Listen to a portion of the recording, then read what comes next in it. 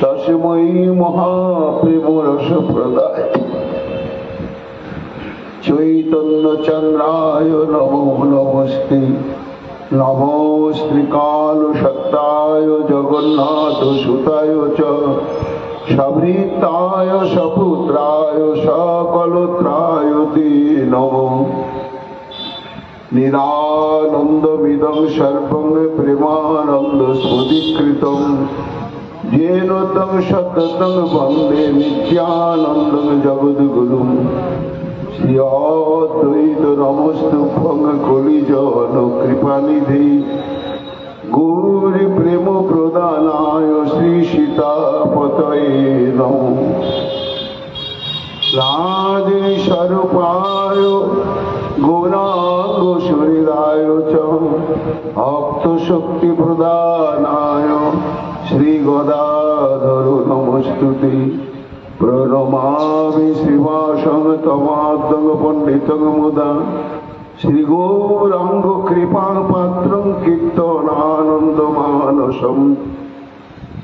गौरी प्रेम प्रदायैव सर्वत्र समदर्शिने नारायण सुताय च श्रीमन्नरहरये नमः।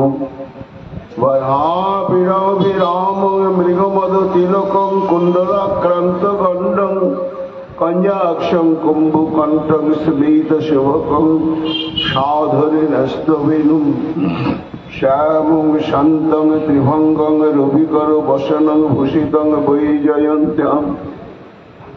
वन्दे वृन्दावनस्थं युवती शतवृतं ब्रह्मगोपालवेशम्। नमो नलिननेत्राय वेणुवाद्यविनोदिने राधाधर सुधापानं शालिने वनमालिने। हे कृष्ण करुणा सिन्धु दीनबन्धु जगत्पते गोपेश गोपिका कांत राधा कांत नमस्तुते। मुखं करोति वाचालं पङ्गुं लङ्घयते गिरिं यत्कृपातमहं वन्दे परमानन्दमाधवम्। तप्तो काञ्चन गौराङ्गी राधे वृन्दावनेश्वरी वृषभानुसुते देवी तं नमामि हरिप्रिये। महाभावस्वरूपातं कृष्णो प्रिया बरीयसी प्रेम भक्तिप्रदे देवी राधिका तं नमाम्यहम्। वन्दे नन्दव्रजस्त्रीणां पादरेणुमभिघ्नसौ यशां हरिकथादिगीतं पुनाति भुवनत्रयम्। नमो धर्माय महते नमो कृष्णाय वेधसे ब्राह्मणेभ्यो नमस्कृत्य धर्मान् वक्ष्ये सनातनान्।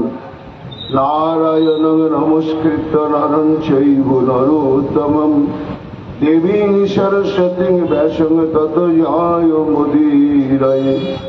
व्यासं वसिष्ठनप्तारं शक्तितं पौत्रकल्मषं पराशरात्मजं वन्दे सुकतातं तपोनिधिं। व्यासाय विष्णुरूपाय व्यासरूपाय विष्णवे नमो वै ब्रह्मविदाय वसिष्ठाय नमो नमो। अचतुर्वदन ब्रह्मा दिवाहुरपरहरि अभालोचन शम्भुर् भगवान् बादरायणे। यां प्रभयन्तमनुपेतमपेतकृतं द्वैपायन विरह गाथरयजहाभ कुत्रेति तन्मयातया तर्भोजोभिरेदुस्तं सर्वभूतहृदयमणिमानतोऽस्मि। या सानुभावमखिलश्रुतिशर्मिकम् अध्यात्मदीपमतिदितिर्शतं तमयन्तं संसारिणं करुणयाः पुराणगुच्छं तां वैशरणमुपयामि गुरुर्महिम्नाम्। योगीन्द्राय नमस्तस्मै সুখায় ব্রহ্মরূপিণী সংসার সর্পদষ্টঙ্গ বিষ্ণুর আত্মময়মুচ্চন তমাদিদেবং করুণানিধানম তমাল বর্ণম সহিতাবতারম অপার সংসার সমুদ্র সেতুম ভজামহে শ্রী ভাগবত স্বরূপম ভাগবতং নৌমি অমলং পুরাণং শুভম যস্য শ্রবণয়োধ্যায়ন মাত্রেণ গোবিন্দে লভতে রতিম নিগম কল্পতরুর গলিতং ফলং শুকমুখাদয়মৃত দ্রব সংযুতম পিবত ভাগবতং রসমালয়ং মুহুরহ রসিকা ভুবি ভাবুকা তুলসী কাননং যত্র যত্র পদ্মবনানি চ পুরাণ পঠনং যত্র তত্র সন্নিহিত হরি তত্রৈব গঙ্গা যমুনা চ সিন্ধু গোদাবরী তত্র সরস্বতী চ সর্বাণি তীর্থানি বসন্তি তত্র যত্রাচ্যুত উদারু কথা প্রসঙ্গ বংশা কল্পতরুভ্যশ্চ কৃপা সিন্ধুভ্যৈব চ পতিতানাং পাবনেভ্যো বৈষ্ণবেভ্যো নমো নমো। জয় রূপ সনাতন ভট্ট রঘুনাথ শ্রীজীব গোপাল ভট্ট দাস রঘুনাথ এই ছয় গোসাইয়ের করি চরণ বন্দন যাহা হইতে বিঘ্ন নাশ অভীষ্ট পূরণ।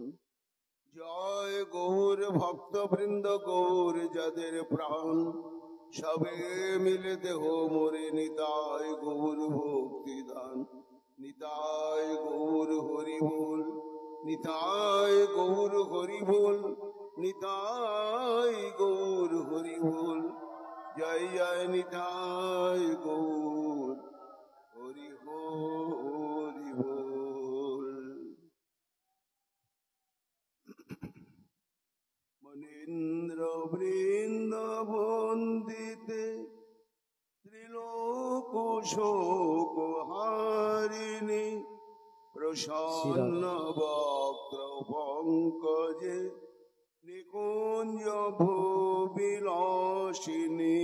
মনীন্দ্র বৃন্দ বন্দিতে ত্রিলোক শোক হারিণী প্রসন্ন বক্ত্র পঙ্কজ নিকুঞ্জ ভূবিলাসিনী।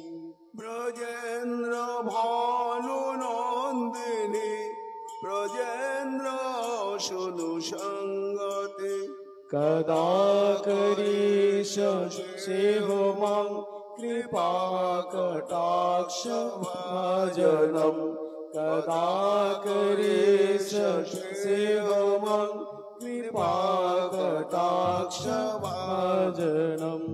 অশোক বৃক্ষ বল্লরি বিতান মণ্ডপস্থিতে প্রবাল বাল পল্লব প্রভারুণাঙ্ঘ্রি কোমলে।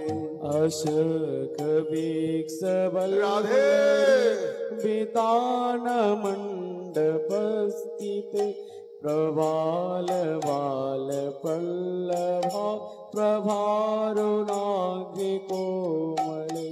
পরাভয় স্ফুরত করে প্রভূত সম্পদালয়ে কদা করিষ সেহো মাং কৃপা কটাক্ষ ভাজনম কদা করিষ সেহো মাং কৃপা কটাক্ষ ভাজনম।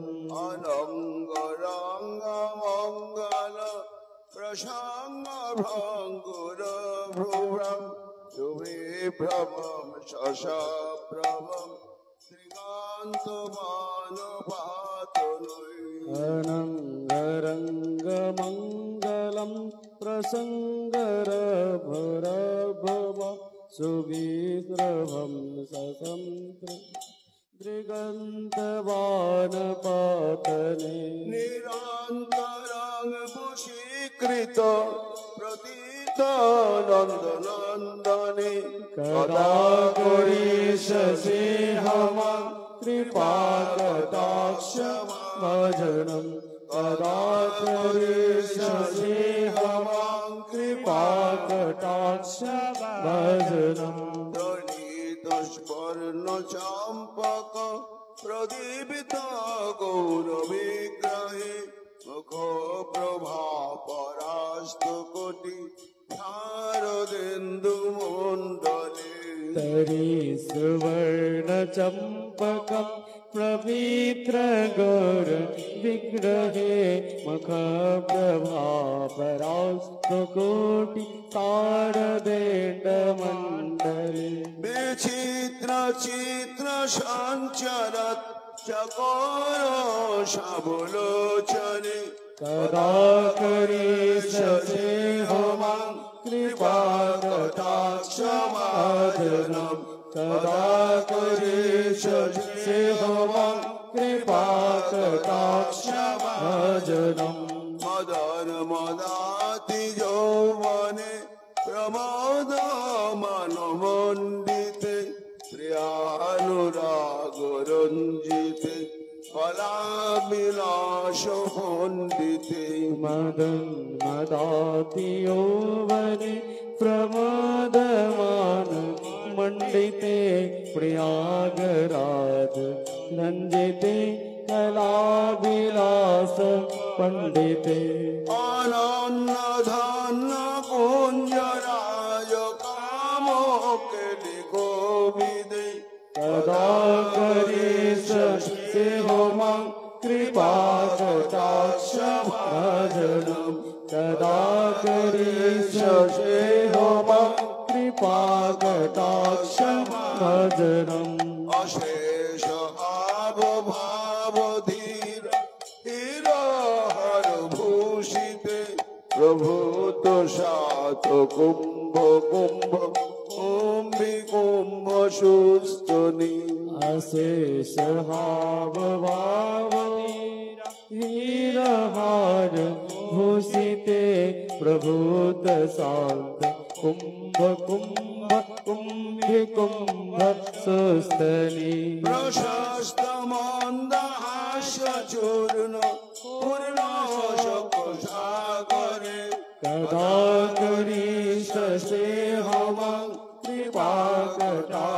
कृपाकटाक्षभाजनं कदा करिष्यसि मम कृपाकटाक्षभाजनं মৃণাল বালতারি তরঙ্গ রঙ্গ তোলতে লতাগ্রলাস লোল নীল লোচনা বলোকনে नीलाल वाल वल्लरी तरंग रंग दुर्लते लताग्रलास लोलो नील लोचनाभो लोकने ললল্লুলান মিলন মনজ্ঞ মুগ্ধ মোহনাশ্রয় कदा करिष्यसि मम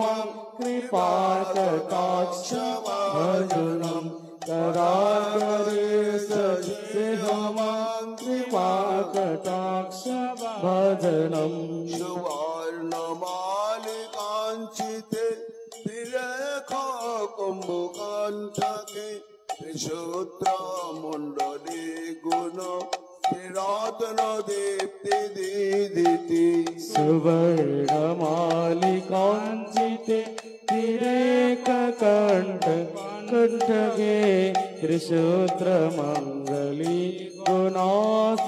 गुणासिरत्नदीप्ति दिग्भिति সলল নীল কুন্তলে প্রসূন গুচ্ছ গুম্পিতে कदा करिष्यसि मम कृपाकटाक्षभाजनं कदा करिष्यसि मम कृपाकटाक्षभाजनं নিদম্ব বিম্বলম্বমান পুষ্প মেখলা গুণে প্রশস্ত রত্ন কিঙ্কিনি কলাপ মধ্য মঞ্জুলে নিতম্ব বিম্বলম্বমান পুষ্পমেঘ নাগুনে প্রশস্তরত্ন কিঙ্কিণী কলাপ মধ্য মঞ্জুলে করেন্দ্র সুন্দরী কবর শোভা কুরুকে সদা করি সিংহম কৃপা কটাক্ষ ভজনম সদা করি সিংহম কৃপা কটাক্ষ ভজনম অনেক মন্ত্রনাদ মঞ্জু নূপুর রবস্খলত সমাজ রায় হংস বংশ নিকনাতি গৌরবে अनेक मंत्र नाज पुंज रूप राग बस कलत समाज राजहंस वंश निकनाति गौरवी বিলাল হেম বল্লনি বিরামে চারু চক্রমে कदा करीश से हम कृपा कटाक्ष भजनम कदा करीश से हम कृपा कटाक्ष भजनम অনন্ত কোটি বিষ্ণু লোক নম্র পদ্মজার্চিতে হিমাদ্রি যা ফুল মোয়া বিরিঞ্চি যাবর প্রদে अनंत कोटि विष्णु लोक नम्र पद्म दर्जिते हिमाजी जापुलो बजा बिरेंजी जावर पदे অপার সিদ্ধি বৃদ্ধি দিগ্ধ সাত পদাঙ্গুলি নকে पदा करीश से हम कृपा कटाक्ष भजनम कदा करीश से हम कृपा कटाक्ष भजनम মহেশ্বরী ক্রিয়েশ্বরী সুরেশ্বরী স্বদেশ্বরী ত্রিবেদ ভারতীশ্বরী প্রমাণ শাসনেশ্বরী महेश्वरी प्रियेश्वरी सुरेश्वरी सदेश्वरी त्रिवेद भारतेश्वरी प्रमाण शासनेश्वरी রমেশ্বরী সোমেশ্বরী প্রমোদ কাননেশ্বরী ब्रजेश्वरी ब्रजाधिपे श्रीराधिके नमोस्तुते कदा करीश हम कृपा कटाक्ष भजनम कदा करीश हम कृपा कटाक्ष भजनम জয় শ্রী রাধে শ্রী শুকোবাচ তমসী নম কর্মালং তত্ত্বমার্গাগ্র দর্শনম শাশ্বতং দেবহত্যাহ ধাতু সংস্মরতি বচ সর্ববেদান্ত সার পুরাণ চক্রবর্তী ইতি চাংশ কলাপংশ কৃষ্ণস্তু ভগবান স্বয়ং সেই অনাদিনাদি গোবিন্দের বাংময় মূরতি এই শ্রী শ্রী ভাগবত মহাপুরাণে তৃতীয় স্কন্ধে 25তম অধ্যায় পরমহংস চূড়ামণি শ্রীল সুখদেব গোস্বামী পাদ নিরবচ্ছিন্ন ভাবে এই ভাগবতী কথা পরিবেশন করছেন। অতীত পাবনী ভাগীরথী গঙ্গা তটে শ্রোতা সপ্তাহ কাল মধ্যে যার সুনিশ্চিত মৃত্যু ব্রহ্ম শাপগ্রস্ত মহারাজ পরীক্ষিত, তিনি প্রশ্ন করেছিলেন সমাগত 60,000 রাজর্ষি দেবর্ষি মহর্ষি ব্রহ্মর্ষি ঋষিগণকে যে মরণশীল মানুষের কর্তব্য কি। দিন চলে যাচ্ছে, মানে মৃত্যু একদিন করে এগিয়ে আসছে। জীবিকা নির্বাহের জন্য আমরা তো আপন আপন একটু বৃত্তি বা কর্মকে অবলম্বন করে দেহযাত্রা নির্বাহ করেই চলেছি। বেঁচে থাকার জন্যই কি বেঁচে থাকা, না বেঁচে থাকার পেছনে আরো কোনো মহৎ উদ্দেশ্য রয়েছে? এই প্রশ্নটি করেছিলেন মহারাজ পরীক্ষিত সুখদেব গোস্বামী পাদ। তার উত্তরে বললেন মহারাজ পরীক্ষিত, তস্মাৎ ভারত সর্বাত্মা ভগবান হরির ঈশ্বর শ্রোতব্য কীর্তিতব্যস্য স্মর্তব্যস্যেতা ভয়ম। একটি কর্মসাধনের জন্য, একটি উদ্দেশ্যের জন্য প্রত্যেকটি মানুষকে বাঁচতে হবে। সেটা যদি না করা হয় তাহলে অর্থ উপার্জন করে শুধু বেঁচে থাকার জন্য বেঁচে থেকে গেলাম, কিংবা দেশ দশের উপকার করলাম, সত্য ধর্মকে আশ্রয় করলাম, তপস্যা করলাম, ব্রত করলাম, যোগ সাধনা করলাম, এর দ্বারাই কি জীবনের সার্থকতা? সুখমণি বললেন, না মহারাজ, আনুষঙ্গিক ভাবে যতই ব্রত তপস্যা যা কিছু করা হোক, যতক্ষণ পর্যন্ত লীলা পুরুষোত্তম ভগবান শ্রীকৃষ্ণের এই হৃদকর্ণ রসায়নী লীলা কথা শ্রবণ, কীর্তন এবং স্মরণ, এই তিনটি অথবা দুটি অথবা যদি জীবনে অনুশীলন করা না হয়, তাহলে যতই সৎকর্মানুষ্ঠান করা হোক না কেন, সপমান আত্মা,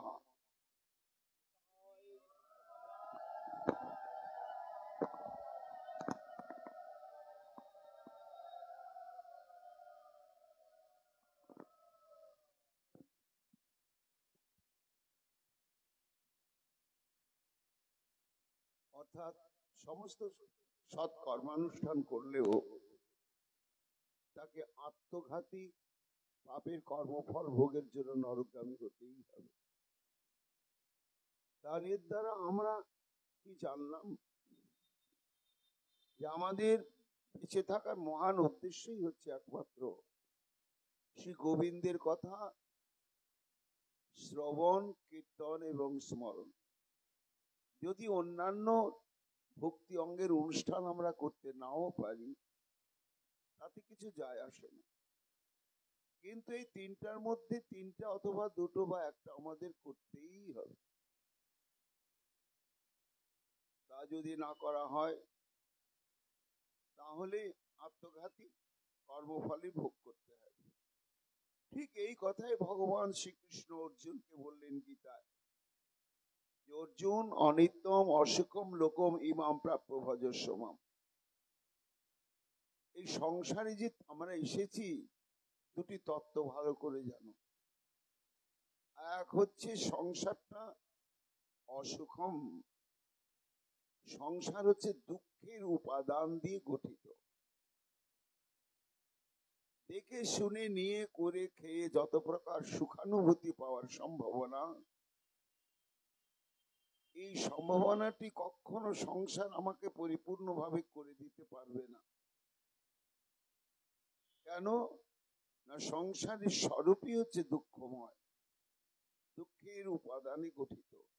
কাজে যে মানুষ যার কাছে যা নেই তার কাছে যদি প্রত্যাশা করে, তাহলে কোনোদিনই পায় না, বরং প্রতিহত হয়। দ্বিতীয় হচ্ছে মানুষের জীবন অনিত্যম, অর্থাৎ কেউ 5 বছর বয়সে মরবো, কেউ 85, কেউ আবার 95-তে। কাজে কে কখন যে আমরা মৃত্যুর কোলে ঢলে পড়বো কেউ জানি। এমতো অবস্থায় ভগবান শ্রীকৃষ্ণ বললেন যে জীবনে যত প্রকার সামাজিক, পারিবারিক, দৈহিক, মানসিক যত প্রকার কর্তব্য রয়েছে একটা মানুষের জন্য, সমস্ত কর্তব্য তুমি সমাধান করো বা না করো অর্জুন, একটি কর্তব্য তোমাকে সাধনের জন্য মানব দেহ প্রাপ্ত হয়েছ, সেই কর্তব্যটি হচ্ছে ভজস্ব মাম।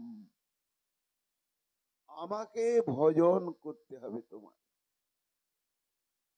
অর্জুন বলছেন, সখা ভজন বলতেই তো বিরাট ঝামেলার বিষয়। কেন? ঠাকুর ঘর করো, ঠাকুর বসাও, 3 বেলা 4 বেলা পূজা অর্চন, তার বাসন মাজা ঘষা রান্না করা, হাজারো রকম নিয়ম কানুন। এত নিয়ম কানুনের মধ্য দিয়ে আমার সংসার পরিচালনা সামঞ্জস্য রেখে ভজন কি করে হবে? তখন ভগবান শ্রীকৃষ্ণ বললেন যে অর্জুন, না, ওই সমস্ত অঙ্গগুলো হচ্ছে আনুষঙ্গিক। ভক্তি অঙ্গের মুখ্য 3টি, একটি হচ্ছে শ্রবণ, একটি কীর্তন, আর একটি স্মরণ। এই শ্রবণ, কীর্তন এবং স্মরণ যদি না হয়, তাহলে অর্চন, বন্দন, দাস্য, পাদসেবন, আত্মনিবেদন যাই করা হোক না কেন, আমাকে পরিপূর্ণতম রূপে পাওয়া যাবে না। আর এই যে আমার কথা শ্রবণ, আমার কথা কীর্তন, আমার কথা স্মরণ, এই 3টি ভজনাঙ্গ অনুষ্ঠান করতে গেলে কোনো মন্দির, কোনো মঠ, কোনো বিগ্রহ ইত্যাদি ইত্যাদি কোনো কিছুরই প্রয়োজন নেই। মানুষ যথাবস্থিত জীবনে যথাবস্থিত ভাবে এই 3টি ভজনাঙ্গ তারা অনুশীলন করতে পারবে। তাহলে আমরা শ্রীমদ্ ভাগবত এবং শ্রীমদ্ ভগবত গীতা হতে এটাই জানলাম যে আমাদের হরিভজনের সহজতম উপায় হচ্ছে শ্রদ্ধা সহকারে শ্রবণম।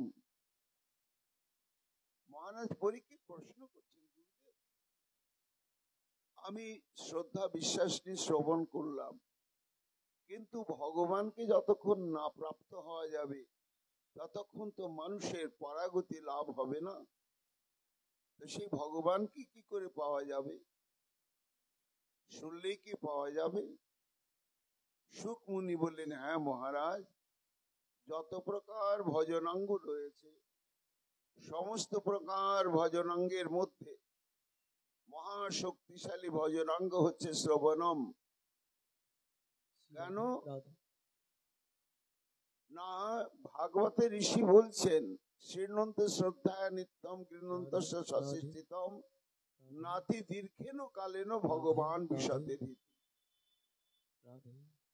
অর্থাৎ হে ভক্তগণ, যদি শ্রদ্ধা এবং বিশ্বাস নিয়ে এই ভাগবতের কথা বসে বসে শ্রবণ করা হয় সাধুর সঙ্গে সৎস্থানে সৎভাবে, তাহলে ভজন করে করে করে করে আমরা যে ভগবানের দিকে এগিয়ে যাচ্ছি এবং এগোতে গিয়ে একটা জন্ম নয় জন্ম জন্মান্তরের পথ ধরে এগোতে হচ্ছে, তাতে আবার অনেক উত্থান পতন হচ্ছে। কিন্তু এই গোবিন্দের লীলা কথা শ্রবণাঙ্গ ভক্তিকে যদি শ্রদ্ধা বিশ্বাসকে অনুশীলন করা হয়, তাহলে কি হয় না, ভগবানের দিকে যেতে হয় না ভক্তকে, সাধককে।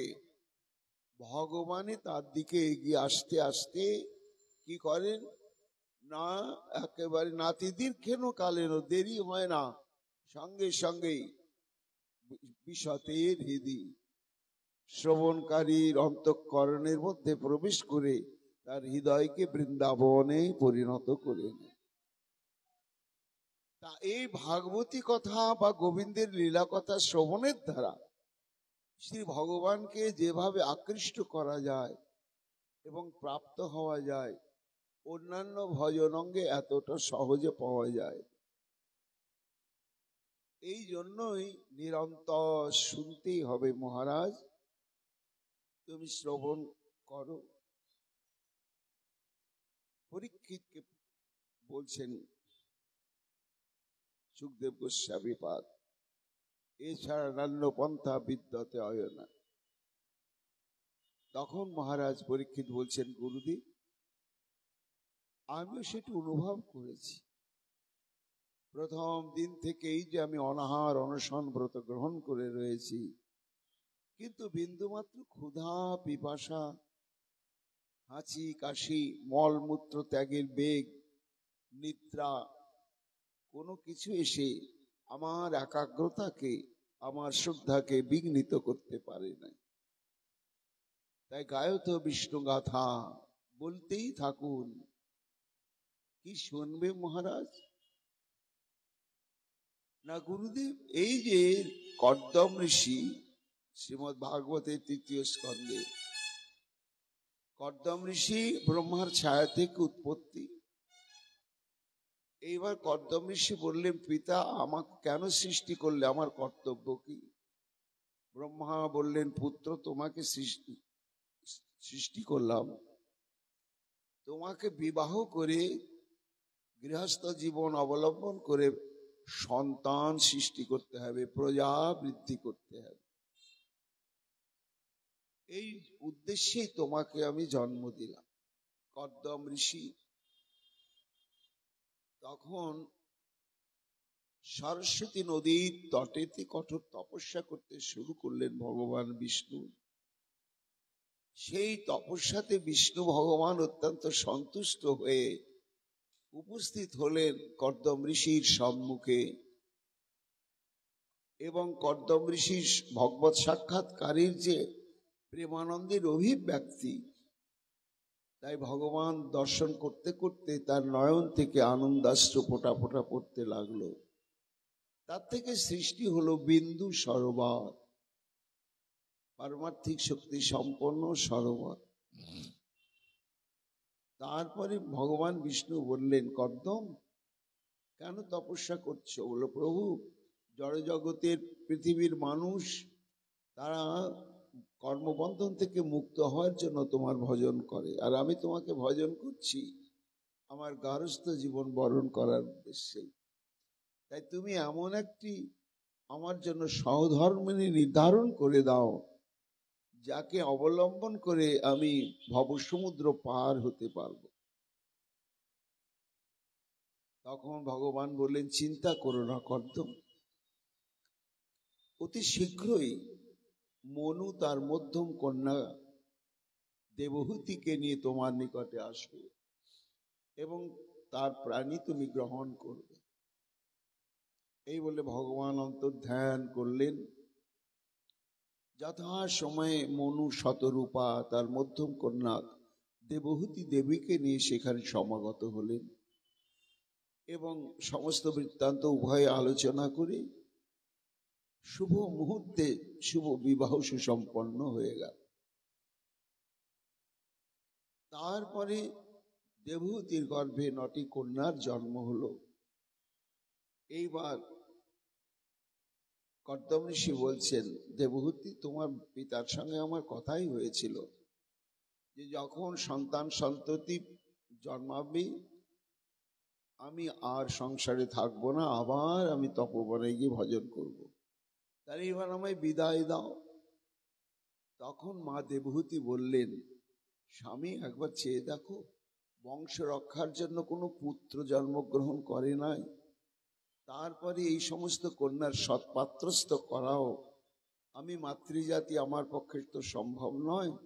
এই সমস্ত সমাধান করে তুমি নিশ্চিন্তে যাও। শুকমণি বলছেন, মহারাজ পরীক্ষিত, তখন আরো কিছুদিন কর্দম ঋষি মা দেবহূতির সঙ্গে বাস করলেন এবং ভগবানের আরাধনা করতে লাগলেন। সে আরাধনায় সন্তুষ্ট হয়ে শ্রী ভগবান মা দেবহূতির গর্ভে আবির্ভূত হলেন। দেবতাগণ এসে স্তুতি করলেন এবং ব্রহ্মা এসে অনেক স্তব স্তুতি করলেন।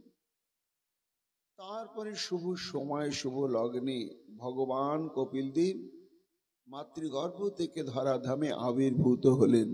জয় জয় ভগবান কপিল দেব কি জয়, জয় ভগবান কপিল দেব কি জয়, জয় ভগবান কপিল দেব কি জয়।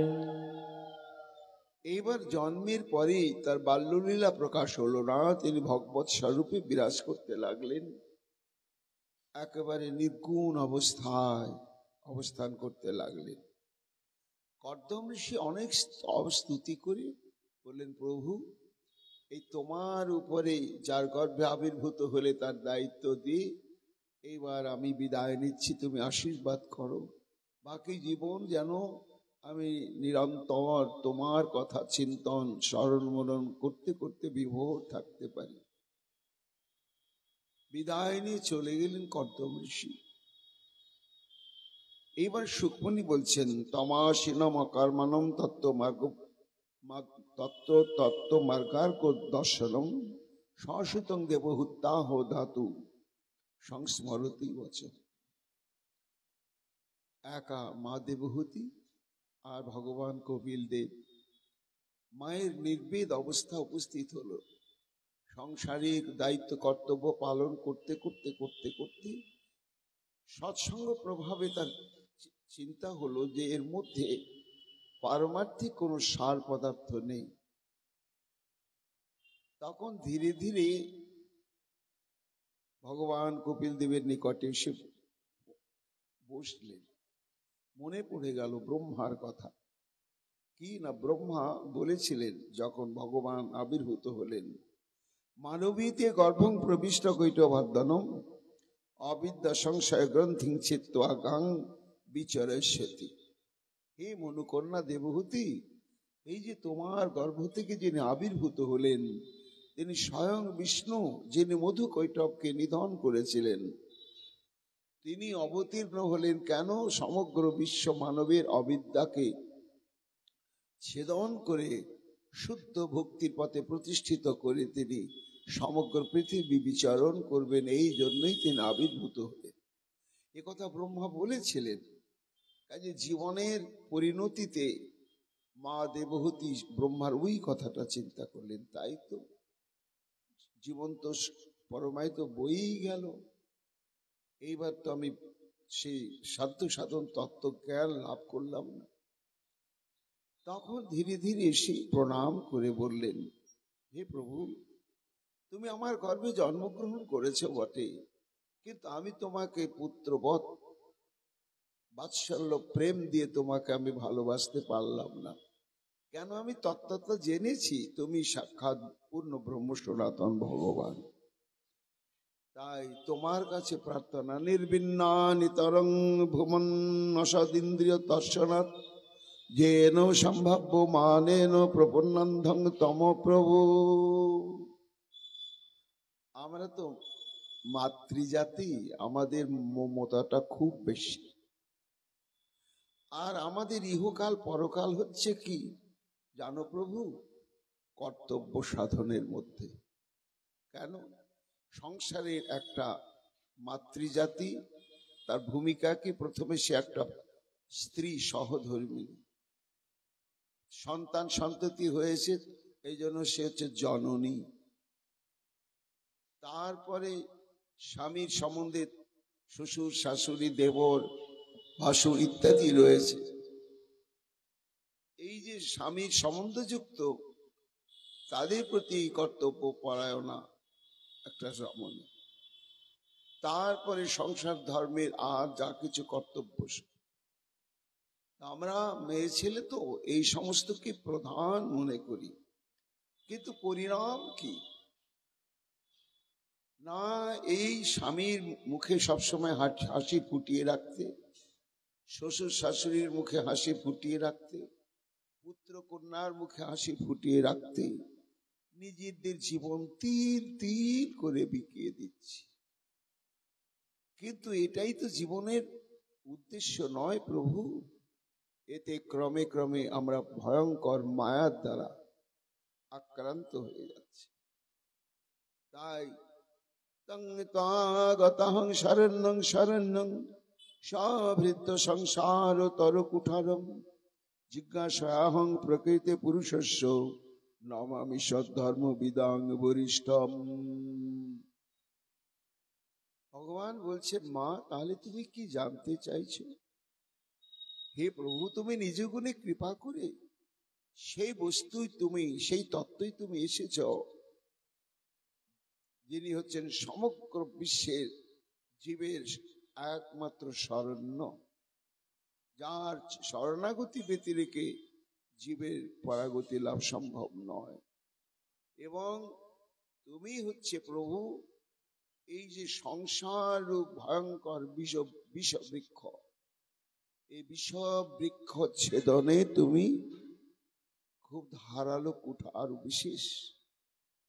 এই জন্য তোমার কাছে আমার জিজ্ঞাসা যে মানুষের জীবনের কর্তব্যটা কি? তদিতনেবে বিজানি যতহং বন্দ ধীর হরে সুখং বুদ্ধেহ দুর্বুদ সংযোজা যোষা ভবন অনুগ্রহাৎ। হে ভগবান, আমি অশিক্ষিত, তাতে মাতৃজাতি, তাতে আবার এই আত্মীয় স্বজন স্বামী পুত্র পরিজনের প্রতি অত্যন্ত মমত্ব আর আসক্তি বিশিষ্ট, তাতে আবার মন্দধী অর্থাৎ পারমার্থিক বুদ্ধি শূন্য, চেতনা শূন্য। এইরকম আমাদের মতন সর্বদিক থেকে অযোগ্য এবং একেবারে পারমার্থিক চেতনা শূন্য এই মাতৃজাতির মুক্তির পথ কিভাবে? এই সংসারের মধ্যে থেকেও জীবনকে সার্থক করা যেতে পারে, এই পথটি তুমি কৃপা করে বলে দাও প্রভু। রুক্মিণী বলছেন, মহারাজ, গর্ভধারিণী মায়ের এই প্রশ্ন শুনে ভগবান কপিলদেব খুব আনন্দে উল্লসিত হয়ে উঠলেন। এই তো জিজ্ঞাসা, আমরা জীবন যাপন করছি কি উদ্দেশ্যে জানি না। ছোটবেলায় ঘুরতাম, হিতাকাঙ্ক্ষী কে বলছে ঘুরে বেড়াচ্ছিস, কিছু করিস না, কি করবো? পড়াশোনা করিস না, পড়াশোনা না করলে তোর জীবনটাই তো বেকার। পড়াশোনা আরম্ভ করলাম, অনেক অনেক পড়াশোনা করেছি, অনেক অনেক সার্টিফিকেট মানপত্র পেয়েছি, ভাবলাম জীবন আমার সার্থক। ও মা, ওই হিতাকাঙ্ক্ষীগণ বলছেন, কি রে পড়াশোনা? বলে হ্যাঁ, হয় পড়াশোনা শেষ করে দিয়েছি। তাই চাকরি করিস না? না তো। হায় হায়, চাকরি করিস না, টাকা রোজগার করিস না, তোর জীবনটাই বেকার। ও, তাহলে পড়াশোনা শিখলেই জীবন সার্থক নয়, চাকরি টাকা রোজগার করতে হয়। সঙ্গে সঙ্গে চাকরি পেয়ে গিয়েছে, তার যথেষ্ট যোগ্যতা রয়েছে, অনেক অনেক বেতন। এইবার চাকরি করতে করতে আবার তাদের সঙ্গে দেখা, কি চাকরি পেয়েছিস? হ্যাঁ, অনেক বেতন। বাহ বাহ বাহ। বিয়ে করিসনি? না তো। তোর জীবনটাই তো বেকার। ছি ছি ছি ছি, এই পৃথিবীতে তুই জন্মালি কেন, বিবাহ করলি না? ও, তাহলে জীবনের সার্থকতা পড়াশোনা শিখলেও নয়, টাকা রোজগার করতেও নয়, বিয়ে করতে হবে। হ্যাঁ, করেছি। আবার 2-4 বছর পরে তাদের সঙ্গে দেখা, কিরে বিয়ে থা করেছিস? হ্যাঁ করেছি। কত বছর হলো? 5 বছর। ছেলে বিয়ে হয়নি? না তো। তো জীবনটাই বেকার। ছি ছি ছি ছি ছি, ছেলে মেয়ের বাবা হতে পারলি না, ছেলে মেয়ের জন্ম দিতে পারলি না, এই বিশ্বের বুকে কি জন্য এলি? ও, তাহলে পড়াশোনাতে সার্থকতা নয়, অর্থ উপার্জনে জীবনের সার্থকতা নয়, বিবাহে সার্থকতা নয়, ছেলে মেয়ে সৃষ্টি করলে সার্থকতা। এইবার ছেলে হয়েছে বা মেয়ে হয়েছে, যাই হয়েছে, আবার তাদের সঙ্গে দেখা, কিরে ছেলে মেয়ে? হ্যাঁ হয়েছে। কোথায় আছে? বলে কেন, যে পাড়ার স্কুলে ভর্তি করেছি। সেই যুগ আছে নাকি এখন? হ্যাঁ, আরে ওই রকম নয়, এখন কত বড় বড় প্রতিষ্ঠান বেরিয়েছে, সেখানে ভর্তি করে প্রয়োজন হলে তার কাছেই থাকতে হবে, যাতে ওখান থেকে পড়ে পাশ করে বেরোনোর সঙ্গে সঙ্গে লাখ টাকা দামের চাকরি পেয়ে যায়, তবেই তো জীবন সার্থক। ও, এইবার চিন্তা করুন বাবা মায়েদের, যে একটা ছেলে বা মেয়েকে চাকরির যোগ্য করে গড়ে তুলতে কমপক্ষে 22 বছর।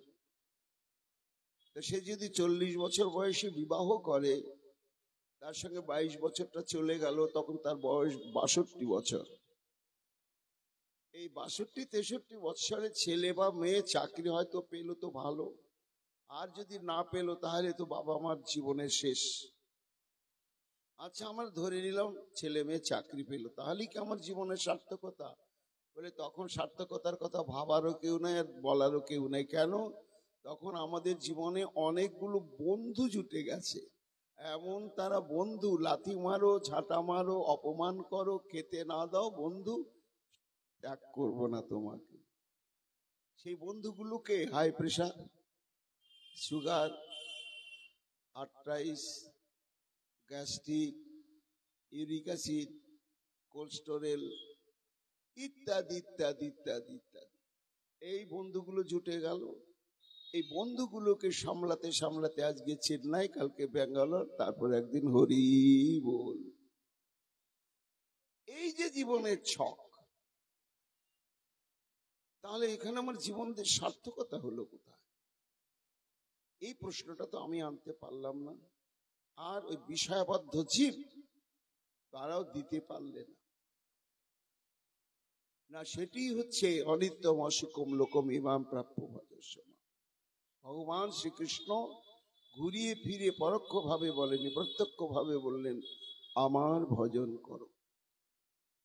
এই জন্যই ভগবান কপিল দেব বলছেন, মা এই যে তোমার চেতনা জেগেছে যে নারী হই আর পুরুষ হই জীবনের কর্তব্য কি, এবং সেই কর্তব্য সাধনের পথটা কেমন সহজ না কঠিন।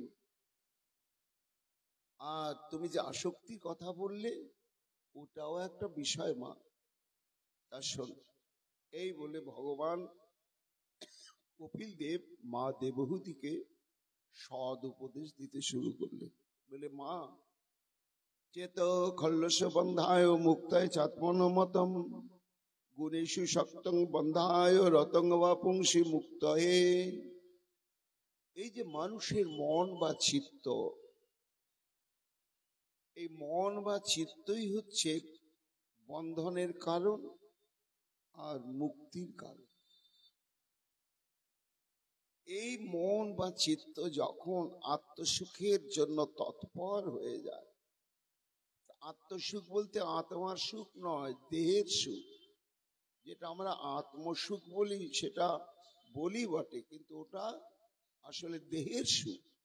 দেহের দ্বারা দেখে শুনে নিয়ে করে খেয়ে যত প্রকার সুখানুভূতি, তাতে আমরা মনে করি সুখ।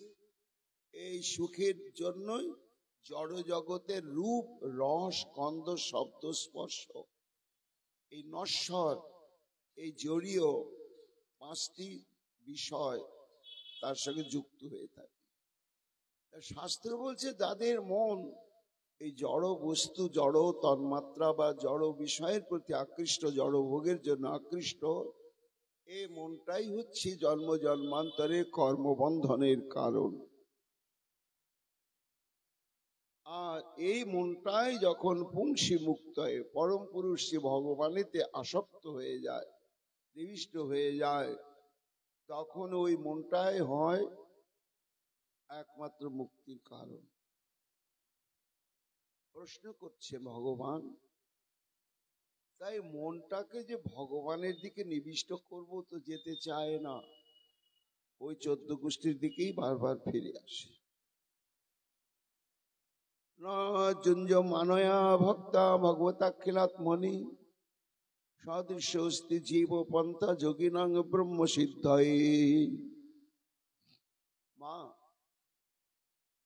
এই যে জানি বুঝি কিন্তু পারি না মনের দ্বারা সাধু বা ভগবানকে ভালোবেসে তার প্রতি আসক্তযুক্ত হয়ে পড়ব, মনটা ভগবানের জন্য ব্যাকুল হয়ে থাকবে, ছটফট করবে, এটা আনা যায় না। বুঝা যায় কিন্তু আনা যায় না। হে ভগবান, কোন পথকে অবলম্বন করলে মনকে এইভাবে শ্রী ভগবানের প্রীত্যার্থে প্রসন্নতা বিধানের জন্য সংলগ্ন করা যায়? তখন ভগবান কপিল দেব বললেন, মা, তার একমাত্র পথই হচ্ছে ভক্তি যোগ। জ্ঞান যোগ নয়, কর্মযোগ নয়, অষ্টাঙ্গিক যোগ নয়, একমাত্র ভক্তিযোগ। এই ভক্তিযোগই হচ্ছে সর্বপ্রকার পথের মধ্যে সর্বশ্রেষ্ঠ এবং সহজতম পথ। এই ভক্তি পথে চলতে গেলে কোনো প্রতিহত হওয়ার সম্ভাবনা নেই। তখন মা জিজ্ঞাসা করলেন, হে ভগবান, তাহলে ভগবানের প্রতি ভক্তিযোগ, এই ভক্তিযোগটাই হচ্ছে চিত্ত শোধন, মানব জীবন সার্থক করা, সর্বোপরি ভগবানকে ভালোবাসার একমাত্র উপায়। কিন্তু এই ভক্তিযোগের কি কোনো প্রকার ভেদ রয়েছে? ভগবান বললেন, হ্যাঁ গোমা, ভালো প্রশ্ন করেছে। এই ভক্তিযোগ সত্য রজ তম গুণকে যখন আশ্রয় করে, তখন এই ভক্তিযোগের নাম হয় সগুণ ভক্তিযোগ। এই ভক্তির যোগটি কিন্তু যথার্থ ভক্তির যোগ নয়, এবং সগুণ ভক্তিযোগ হওয়ার জন্য তিন প্রকার হয়ে যায়: তামসিক ভক্তিযোগ, রাজসিক ভক্তিযোগ এবং সাত্বিক ভক্তিযোগ। সাত্বিক হলেও ওটাও মায়ার একটা গুণ। এই জন্য এই সগুণ ভক্তিযোগের দ্বারা শ্রী ভগবানকে কখনো বশীভূত করা যায় না মা। নির্গুণ ভক্তিযোগের প্রয়োজন। তা নির্গুণ ভক্তিযোগটি কেমন হবে হে প্রভু? মদে গণশ্রুতি মাত্রেণ ময়ী সর্বগুহাশয়ে মনোগতির অবিচ্ছিন্না যথা গঙ্গা অসৌম্বুধৌ লক্ষণং ভক্তিযোগস্য নির্গুণস্য যুদারিতম অহেতুক ব্যবহিতা যা ভক্তি পুরুষোত্তমে। নির্গুণা ভক্তি সেখানে ভালোবাসার জন্যই ভালোবাসা। আর এই ভক্তিটি উদয় হয় কিভাবে জানো মা? সৎসঙ্গে সঙ্গ করতে করতে করতে করতে তখন আমার কথা শ্রবণ করতে করতে সাধুদের মুখে আমার প্রতি একটা প্রীতিবোধ জন্মায়। তখন সর্ব কাজের মধ্যে মনটা আমাতে নিবিষ্ট দশা প্রাপ্ত হয়। কেমন হয় তার একটা দৃষ্টান্ত হচ্ছে, গতির অবিচ্ছিন্না যথা গঙ্গাবশ অম্বোধৌ। কত কোটি কোটি বছর সৃষ্টি হয়েছে গঙ্গোত্রীর থেকে, সেখান থেকে স্রোতটা বয়ে চলেছে। স্রোতকে যদি বলো কোথায় যাচ্ছ তুমি? গঙ্গার স্রোত বলে আমি যাচ্ছি গঙ্গা সাগরের সমুদ্রে মিলতে। এই যে কোটি কোটি বছর ধরে যেমন গঙ্গা অন্যদিকে প্রবাহিত হয় না, তার লক্ষ্য হচ্ছে সমুদ্রের দিকেই, তেমনি সাধু সঙ্গ করতে করতে, সাধু মুখনিসৃত আমার অমৃতময় লীলা কথা শ্রবণ করতে করতে আমার প্রতি চিত্তের একটা মমত্ববোধ বা আসক্তি এই রকম গঙ্গা ধারার মতন দিন রাত যেমন গঙ্গা সাগরের দিকেই বয়ে চলেছে। কত পরিবর্তন আসছে, কিন্তু তবু গঙ্গা লক্ষ্যস্থলে ছুটেই চলেছে। ঠিক ভক্ত যখন তার চিত্ত মনের ধারাকে আমার প্রতি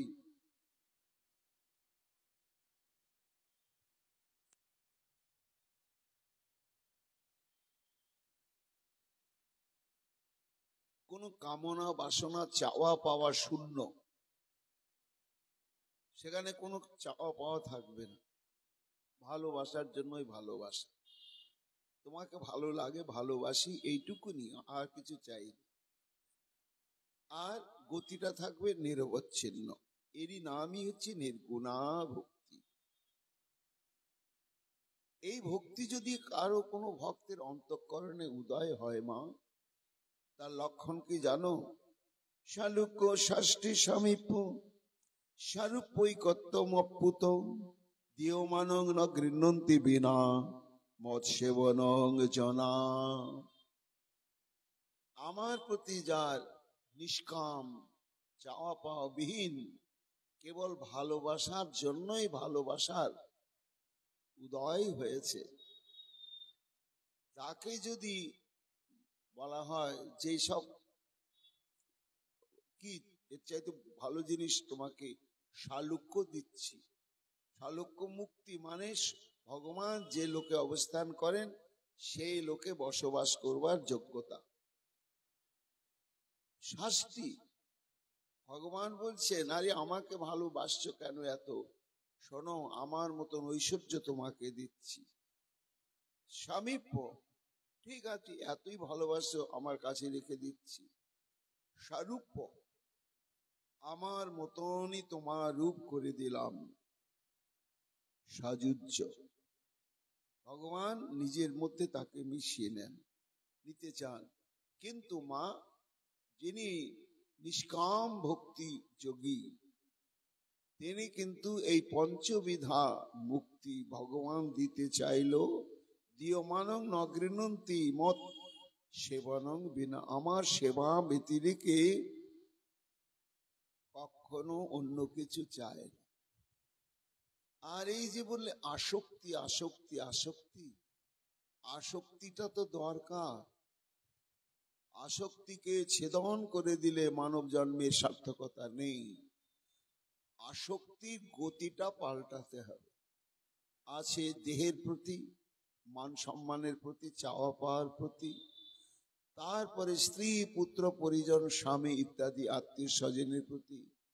এই আসক্তিটা ঘুরিয়ে নিয়ে কোথায় যেতে হবে মা? প্রসঙ্গম অজরং পাশম আত্মন কবয় বিদু স এব সাধু সুকৃত মোক্ষদ্বারম অপাবৃতম। এই আসক্তির গতিটা এই দেহ, সংসার, আত্মীয় স্বজন বা লাভ, পূজা প্রতিষ্ঠা, আকাঙ্ক্ষা পূরণ ইত্যাদির প্রতি যে আসক্তি, সে দিক পরিবর্তন করে ওটা সাধু সুকৃত, সাধুর দিকে ফিরিয়ে নিতে হবে। সাধুকে ভালোবাসতে হবে। সাধুর জন্য যখন চিত্ত ছটফট করবে, তার সান্নিধ্য পাওয়ার জন্য, তার মুখনিসৃত ভাগবতী কথা শ্রবণের জন্য, তাকে সেবা করবার জন্য, ভগবান কপিলদেব বলছেন মোক্ষদ্বার অপাবৃত। তখনই জীবের কর্মবন্ধন মুক্ত হওয়ার পথটি সুগম হয়, একেবারে সুগম হয়। তাহলে সাধু সঙ্গ, হ্যাঁ মা, ওই দেখো, শুধু আমি বলি না, মহাজনগণ বলেন, কি বলেন না, কৃষ্ণ ভক্তির জন্মমূল হয় সাধু সঙ্গ, কৃষ্ণ প্রেম জন্মে তেহ মুখ্য অঙ্গ। সাধু সঙ্গ থেকেই ভক্তি জন্মে, আর ভক্তিতেই আমি বশীভূত হয়ে যাই। ভক্তির দ্বারা আমাকে দর্শন করা যায়, ভক্তির দ্বারা আমাকে প্রসন্ন করা যায়, ভক্তির দ্বারা আমাকে বশীভূত করা যায়, ভক্তিতে আমাকে একেবারে চিরকালের জন্য আত্মসাৎ করে নাও। এই জন্য সাধু সঙ্গ, সাধু সঙ্গ সর্বশাস্ত্রে কয় লব, লব মানে মুহূর্তের জন্য, লব মাত্র সাধু সঙ্গ সর্বসিদ্ধি হয়। এই সাধুর দুই রকম লক্ষণ, একটা স্বরূপ লক্ষণ আর একটা তটস্থ লক্ষণ। স্বরূপ লক্ষণটি কি না, তার বেশভূষা, দ্বাদশ সঙ্গে তিলক, হরিনাম সংকীর্তন সর্বক্ষণ, এই সমস্ত দ্বারাই তখন বোঝা যায় ইনি একজন সাধু। আর তার তটস্থ লক্ষণ কি না, যার গায়ের বাতাস আমার লাগার সঙ্গে সঙ্গে যাকে দর্শন মাত্রেন, তিনি আমায় উপদেশ করলেন না, কিন্তু তাকে দর্শন মাত্রেন আমার মনটা ভক্তি ভাবনায় উদ্বুদ্ধ হয়ে উঠল। এই হচ্ছে সাধুর তটস্থ লক্ষণ। তিতিক্ষব কারুণিকা সুহৃদ সর্বদেহিনাম অজাত শত্রুব শান্তা সাধু সাধু ভূষণা। মা, যিনি সাধু হবেন তিনি সর্বসহিষ্ণু হবেন এবং অত্যন্ত করুণাময় দয়ালু হবেন। সমস্ত প্রাণীগণের তিনি হিতাকাঙ্ক্ষী হবেন, তার কোনো শত্রুতা থাকবে না, সর্বাবস্থায় তিনি হবেন শান্ত, শিশুর মতন সরল স্বভাব বিশিষ্ট। এবং মজ্জন্ননেন ভাবেন ভক্তি কুর্বন্তি যে দৃঢ়ম, আমাতে সে দৃঢ় ভক্তিযোগে ভজন করবে। এবং মৎকৃতে ত্যক্ত কর্মানুষ্ঠ্যক্ত স্বজন বান্ধবা, আমার প্রীতির জন্য সে নিজের সংসারকেও ত্যাগ করবে, তার জীবিকাদিকেও ত্যাগ করবে, আবার স্বজনগণকেও ত্যাগ করবে। কেন না, গোবিন্দ যারা সে তার অনন্ত কোটি ব্রহ্মাণ্ডের সব আত্মীয়গণই তার জন্য আছে। আর যার গোবিন্দ নেই, তার সহস্র কোটি হিতাকাঙ্ক্ষী আত্মীয় স্বজন থাকলেও তার মতো অসহায় জগতে আর কেউ নেই, কেউ নেই।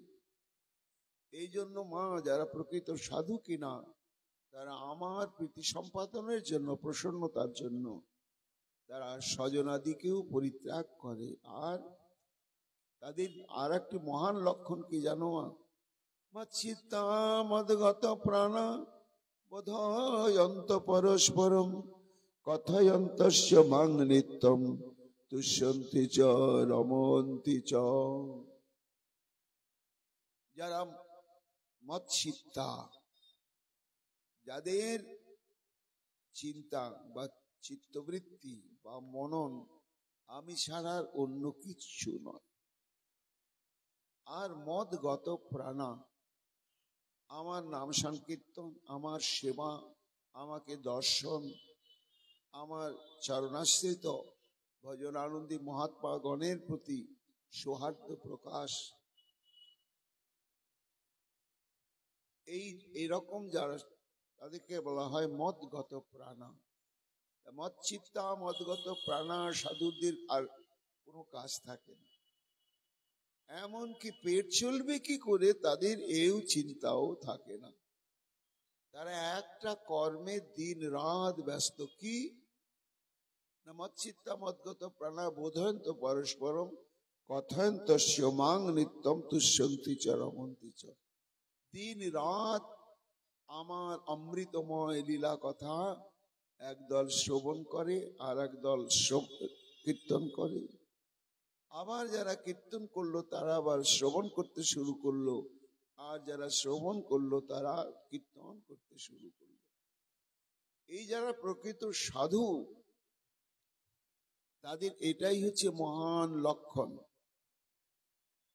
তা এতে সাধু সাধ্বী সর্বসঙ্গ বিবর্জিতা সঙ্গস্তে শততে প্রার্থ সঙ্গ দোষ হরাহিতে। মা, জীবনের একটা মানুষের যত প্রকার শারীরিক মানসিক দোষ থাকে, সমস্ত প্রকার দোষই একেবারে দূর হয়ে যায় সাধু সঙ্গের দ্বারা। সাধু সঙ্গ এমন একটি শক্তিশালী ভজনাঙ্গ। এই জন্য তাইব সাধব সাধ্বী সর্বসঙ্গ বিবর্জিতা। এই জড়ীয় জগতে ভোগ বিলাসের প্রতি আসক্তি শূন্য এই সমস্ত সাধুগণের এক সঙ্গই তোমাকে একমাত্র করতে হবে মা।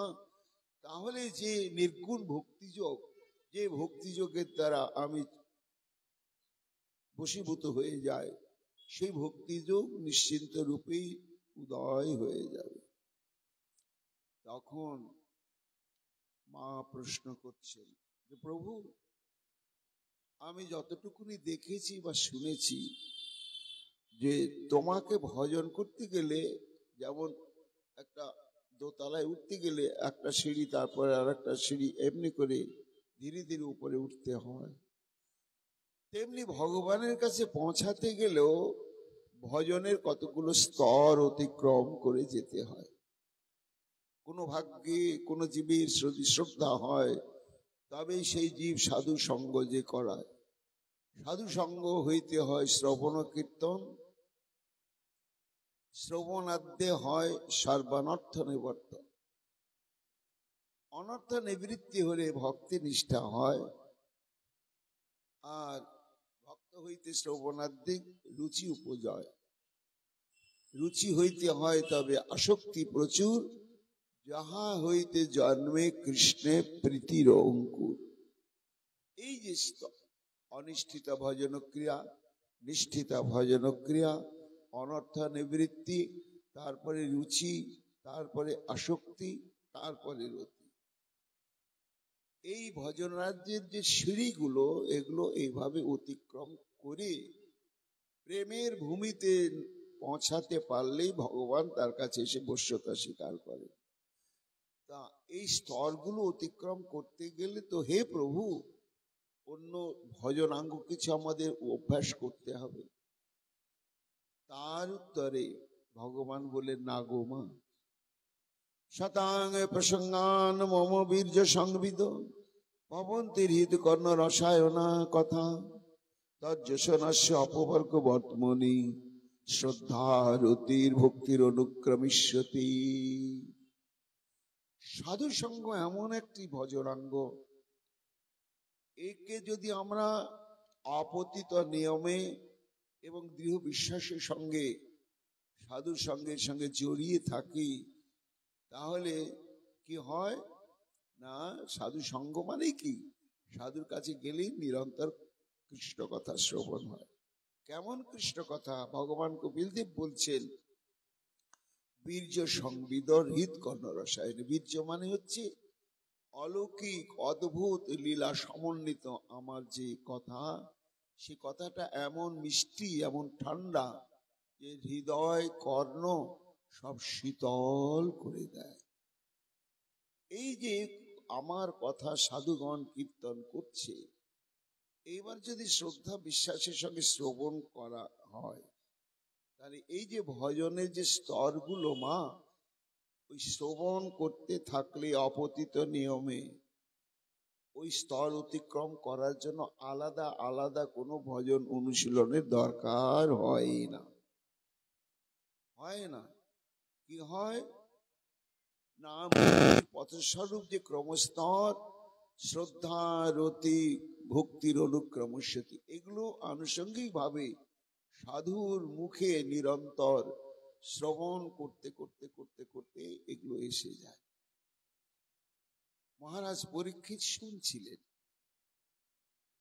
এতদূর পর্যন্ত শ্রবণের পরে তখন গুরুদেবকে জিজ্ঞাসা করলেন, গুরুদেব, এই যে একজন অসাধু ব্যক্তিও সাধু সঙ্গের দ্বারা কৃষ্ণ ভক্তির রাজ্যে প্রবেশ করে এবং নির্গুণা ভক্তির অধিকারী হয়, এটা তো ভগবান কপিলদেব যুক্তি তর্কের দ্বারা সুন্দরভাবেই বিশ্লেষণ করলেন। এই সিদ্ধান্ত সম্পর্কে কোনো সন্দেহ নেই গুরুদেব, কিন্তু তবু আমার পেছনে হাজার হাজার সাধারণ মানুষ শুনছে ভাগবতী কথা, তো তাদের সামনে একটা প্রশ্ন, যে সাধু সঙ্গ করতে করতে করতে করতে করতে যে ভক্তির উদয় হয়, এর কোনো দৃষ্টান্ত আছে? যদি দৃষ্টান্তটা সামনে তুলে ধরা হয়, তখন সিদ্ধান্তের প্রতি বিশ্বাসটা সুদৃঢ় হয় এবং মনের মধ্যে একটা উৎসাহ বা অনুরাগও জন্মায়। তাই এরকম কি কোনো দৃষ্টান্ত আছে? গুরুদেব শোকমণি বলছেন, মহারাজ শোনো, এ বিষয়ে যারা সাধু মহন্ত তারা একটা দৃষ্টান্ত দিয়ে থাকে। আমি তোমাকে সেই দৃষ্টান্তটা বলছি, তাতেই যে কেবল সাধু সঙ্গের দ্বারাই প্রেম ভক্তি লাভ এবং বৈরাগ্য তথা ভগবত প্রাপ্তি ঘটে, এটি সিদ্ধান্ত নয়, দৃষ্টান্তের দ্বারা তুমি আরো প্রাঞ্জল ভাবে অনুভব করতে পারবে। সেটি হচ্ছে যে একটি অঞ্চলে একটা বন আছে, বেশ 10-15 কিলোমিটার জুড়ে, তার মাঝে একটা টিলা আছে, উঁচু একটু পাহাড়, তাতে গুহা আছে। একজন বৈষ্ণব সদ্গুরু পদাশ্রিত হয়ে সংকল্প করলে যে হরি ভজনের জন্যই যখন মানব জীবন আর এই দেহটা দিয়ে আমি অন্য কোনো কর্তব্য সম্পাদন করব না। সেই বনের এক প্রান্তে একটা ঝুপড়ি বানিয়ে সেখানে সে কঠোর নিয়ম নিয়ে ভজন করতে লাগলো। ওই দূরে গ্রামে যায়, 5-7 বার একটু মাধুকুরি করে, আর সারাদিন বেরোয় না, কারোর সঙ্গে কথা বলে না, কোনো অপেক্ষাও নেই, শুধু নাম আর ভাগবত অনুশীলন। এখন ওই বনের যে মাঝখানে সেই টিলার গুহাতে ডাকাতদের আড্ডা। তারা সন্ধ্যার পরে ওই আড্ডাতে এসে সম্মিলিত হয়। ডাকাতি করার যত অস্ত্র শস্ত্র সব লুকানো থাকে, তা নিয়ে ওরা ডাকাতি করতে বেরিয়ে যায়। তারপরে ভোর হতে না হতে আবার ফিরে এসে সেই অস্ত্র শস্ত্র যা কিছু সব যথাস্থানে রেখে এইবার ডাকাতি করে যা কিছু পেল সবাই ভাগ বাঁটারা করে নিয়ে চলে যায়। এখন ডাকাত দলের মতো ডাকাত দল আছে, আর ওই অনেক দূরে বনের প্রান্তে ঝুপড়ির মধ্যে সাধুর মতো সাধু আছে। দেখা দেখিও হয় না, আর কেউ কারোর সঙ্গে কোনো সম্বন্ধ রাখে না। দৈবক্রমে একদিন ডাকাতি করতে সম্মিলিত হয়ে এসছে, তো সর্দার বলছে, শোনো ভাই, আজকে কিন্তু আমাদের ডাকাতি করতে যাওয়া হবে না। কেন সর্দার? আরে 13 নম্বর লোকটা আসেনি, আসতে পারবে না। ওই লোকটার কাজটা কে করবে? ভাগ করা আছে কাজ, এই জন্য আমরা তো কৃতকার্য হতে পারবো না ওই লোকটা না থাকার জন্য, সেই জন্য আজকে বন্ধ। দুজন উঠে বলছে, সর্দার, আজকে একটা খুব বড় ইনফরমেশন ছিল, যেখানে ডাকাতি করতে যাব সে লকার থেকে একেবারে 50 ভরি গয়না তুলেছে, আর 10-15 লক্ষ টাকা তুলেছে। আজকের দিনটা তো বেকার হয়ে যাবে। তা ওই লোকের পরিবর্তে একটা লোক যদি ব্যবস্থা করা হয়। ডাকাত বলছে, দেখো ভাই, এখন রাত্রি বাজে 11:30, আর আশেপাশে 5-7 কিলোমিটারের মধ্যে কোনো গাঁও নেই, কোথায় লোক পাবে? এক কথা। দ্বিতীয় কথা, যে কোনো লোককে ধরে আনলে তো এই কাজটা করতে পারবে না। সেটা আমরা দেখে নেব। সর্দার শোনো, একটা লোকের সন্ধান আমাদের জানা আছে, এই জঙ্গলের ওই মাথায় না, এই গাট্টা গোট্টা চেহারা, ওই ঝোলার মধ্যে হাত দিয়ে কি বিড়বিড় বিড়বিড় করে, ওকে ধরে আনবো। বলে, হায় হায়, আরে ও তো সে সাধু। সাধু কেন আমরা ডাকাত আমাদের দলে আসবে বল দেখিনি? আর এলে ওই তো পারবেই বা কি করে? ওকে হরিনাম করতে বললে পারবে, ডাকাতি করতে বললে পারবে? বলে, সর্দার শোনো, পারবে না এই যুগে এই কথাটা নাই। চলতো চলতো তারা কি উপস্থিত হয়েছে সাধুর কাছে, ঈশা সর্বভূতানাং তস্য জাগর্তি সংযমী। অর্থাৎ মানুষের কাছে যেটা রাত্রি, সাধুর কাছে সেটাই দিন, আর মানুষের কাছে যেটা রাত্রি সাধুর কাছে দিন, আর মানুষ কাছে দিন যেটা সাধুর কাছে রাত্রি। মানুষ যখন কর্মক্লান্ত শরীরটা নিয়ে দিনের বেলায় একেবারে বিছানায় ঘুমে কোলে ঢলে পড়ে, সাধু তখন নিঝুম নিস্তব্ধ কোলাহল শূন্য এই শান্ত পরিবেশে সারা রাত্রি একেবারে হরিনাম সাধনে মেতে ওঠে। তাই নিঝুম রাত্রি সাধু বসে বসে নাম গাইছে, হরে কৃষ্ণ কৃষ্ণ কৃষ্ণ হরে হরে, হরে রাম রাম রাম হরে হরে। হরে কৃষ্ণ कृष्ण कृष्ण हरे हरे हरे राम राम राम हरे हरे हरे कृष्ण कृष्ण कृष्ण हरे हरे हरे राम राम राम हरे हरे हरे कृष्ण कृष्ण हरि कृष्ण बोल हरे हरे हरे राम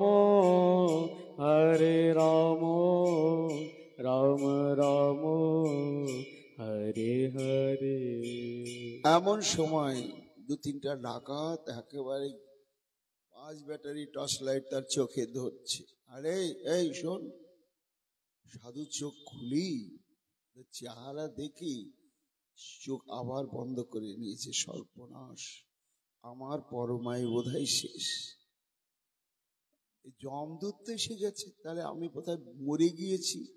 গায়ে চিমটি কাটছে, লাগছে তো, তাহলে তো মরিনি, তার বেঁচে আছি। জমদূতের মতন চেহারা এরা কে? তাহলে তোমরা কে ভাই? বলে ভাই আমরা ডাকাত। ডাকাত? আমার কাছে এই হরিনামের ছোলা আর গুদরি কাঁথা আর মাটির হাঁড়ি পাতিল ছাড়া তো কিচ্ছু নেই। কি নিতে এসেছ? তোকে নিতে এসেছি, চলতো চলতো, এত সুন্দর চেহারাটা বাগিয়েছিস, একটু আমাদের উপকার করে দে। কি উপকার? একটা লোক কম, আমরা ডাকাতি করতে যাব, তোকে নিয়ে যেতে হবে। যাবি কি না বলতে বলতে রিভলভার বুকে ঠেকিয়ে দিয়েছে, কেউ পিঠে ঠেকিয়ে দিয়েছে। বলে না যাবি তো দিলাম ফুটিয়ে। সাধু তো এবার চিন্তায় পড়ে গেলি, যদি যাই আমার ধর্ম যাবে, আর যদি না যাই তাহলে কৃষ্ণ ভজনযোগ্য জীবনটা আমি সাধন সিদ্ধি লাভ আর করতে পারবো না, অকালেই শেষ হয়ে যাবে। তা কি করি এখন? খুব চিন্তা করে করে ভাবছে, দয়ায় হৃদয়টা বিগলিত হয়ে গেল। না, যাবো, এদের সঙ্গে আজ আমি ডাকাতি করতেই যাব। কেন যাব না? কোনো মানুষ যদি কুয়োর মধ্যে পড়ে যায়, তাকে যদি একটু তুলতে হয় তো কুয়োতে নামতে হয় কিনা? একটু নেমে গিয়ে তবে তো তুলতে হয়। তো এরা যে ভবকূপের মধ্যে ডুবে গিয়েছে, এরা জানে না যে আমার গোবিন্দ প্রতিশ্রুতি দিয়েছে সর্বজীবের জন্য। ভাবছো বসে চলবে কিসে? তুমি ভাববার কে? তোমার ভাবনা যিনি ভাবছেন তুমি ভাবো তাকে। ভগবান বলেছেন অনন্য চিন্তন্ত মাং যোজনা পর্যু পাশাতে তেষাং নিত্যাভিযুক্তানাং যোগুক্ষেমবাহম। দরকার নাই দেহযাত্রা নির্বাহের জন্য কোন কর্মই তুমি বাদ দিয়ে যদি কেবল আমার হরিনাম নিয়ে পড়ে থাকো, আমি তোমার সব স্বাচ্ছন্যের দায়িত্ব নেব। ভগবান নিজেই বলেছেন। কেন? তিনি যখন আমাকে পাঠিয়েছেন পরিকল্পনাটা তার, আমি নিজে নিজে জন্মগ্রহণ করি না। তেমন যে ভগবান, সে ভগবানের কথা এরা ভুলে গিয়ে এরা নিজের বাঁচার লড়াইয়ে এইরকম বিবেক শূন্য হয়ে, এদেরকে যদি উদ্ধার করতে হয় একটু না হলে গর্তে আমাকে নামতেই হবে।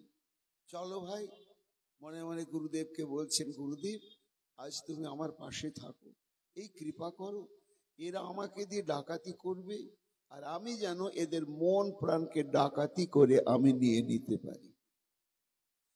এখন সাধু গেল ডাকাতির দলে, ছুটিয়ে ডাকাতি হয়ে গেল, ফিরে এলো। এবার ভাগ হচ্ছে ডাকাতি করা, সোনা দানা টাকা পয়সা।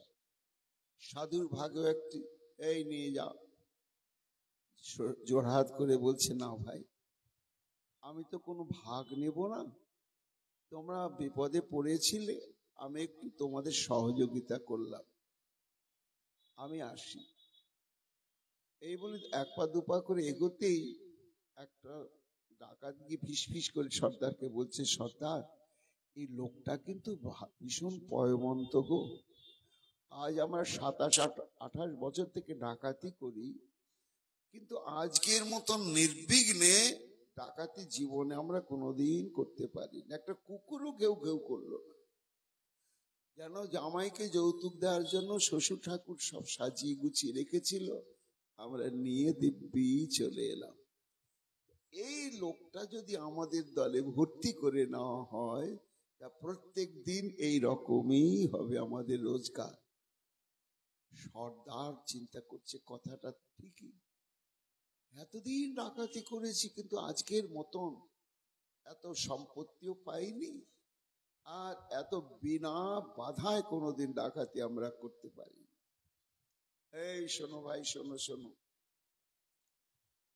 কি ভাই, না আজকে থেকে তুমি আমাদের দলে ভর্তি হলে? হ্যাঁ, ভর্তি হলাম। কেন? সঙ্গে সঙ্গে দলের লোকগুলো গিয়ে বলছে, দেখ সর্দারের কথা ফেলবি না, নাহলে কিন্তু এক্ষুনি হরিবোল করে দেব। সাধু চিন্তা করলে গুরুদেবের ইচ্ছা ঠিক আছে, তাহলে আমার একটা শর্ত, দুটো শর্ত। কি? তোমাদের ডাকাতি করার একটা সূচও কিন্তু আমি নেব না, আমাকে অনুরোধ করতে পারবে না। 2 নম্বর হচ্ছে 30 দিন মাস হলে 29 দিন আমাকে দিয়ে তোমরা যা করাবে আমি তাই করব, যা বলবে আমি তাই শুনবো। কিন্তু মাসে একদিন আমি যা বলবো তোমাদের শুনতে হবে। এতে যদি তোমরা রাজি হও ভাই, তাহলে আমি তোমাদের দলে ভর্তি হব, আর যদি রাজি না হও তাহলে আমাকে মেরে ফেলো। সর্দার চিন্তা করছে, 29 দিন যদি লোকটাকে দিয়ে আমরা রোজগার করে নিই, আচ্ছা একদিন হয়তো বলবে ডাকাতি করতে হবে না, ছুটিতে থাকবো, কিন্তু 29 দিন তো আমাদের রোজগারটা হবে। রাজি হয়ে গেল। এইবার সাধু ডাকাতের দলে ভর্তি, 29 দিন ডাকাতি করলো, কোনো বাধা নেই, প্রচুর ধন সম্পদ প্রাপ্ত হলো ডাকাতের দল। এইবার সাধু বলছে, ভাই 29 দিন হয়ে গেছে, কালকে মাসের শেষ সংক্রান্তি, কালকে কিন্তু আমার দিন, মনে আছে তো? হ্যাঁ মনে আছে। কি করতে হবে আমাদের? কিচ্ছু না, ঘুম থেকে উঠে খুব বেলা ওঠার আগে, ভোর বেলা, বাসি কাপড়ে বাসি মুখেই তোমরা একবারে আমার কাছে চলে আসবে, বুঝলে? ভালো মন্দ আমি অনেক কিছু ভোজনের আয়োজন করে রাখবো, সারাদিন আমার কাছে থাকবে, সন্ধ্যার আগে আবার তোমরা ফিরে যাবে। ঠিক আছে। ভোর হতে না হতে সব ডাকাত দল এসে হাজির। এই যে আমরা এসেছি, সবাই এসেছো? হ্যাঁ চলো চলো। অনেক দূরে একটা পাড়া গ্রাম, সেখানে গিয়ে একটা বাড়ির বাইরে, তখনও ভোর তো, বাড়ির লোক ওঠেনি, বাড়ি দাঁড় করিয়ে ডাকাতদের লোকটার নাম ধরে ধরে ডাকছে। এখন ঘুমটা ভেঙে উঠি ডাকাত গুলোকে দেখে ও হাউমাউ করে চিৎকার করে উঠেছে। সাধু বলছে, আরে চুপ চুপ চুপ, আমি তো ডাকলাম, আমি আছি, তোর ভয় কি? যা কাপড় টাপড় ছেড়ে বাসি মুখে জল দিয়ে তোর যন্ত্রপাতি গুলো নিয়ে আয়, দেরি করিস না। কিসের যন্ত্রপাতি?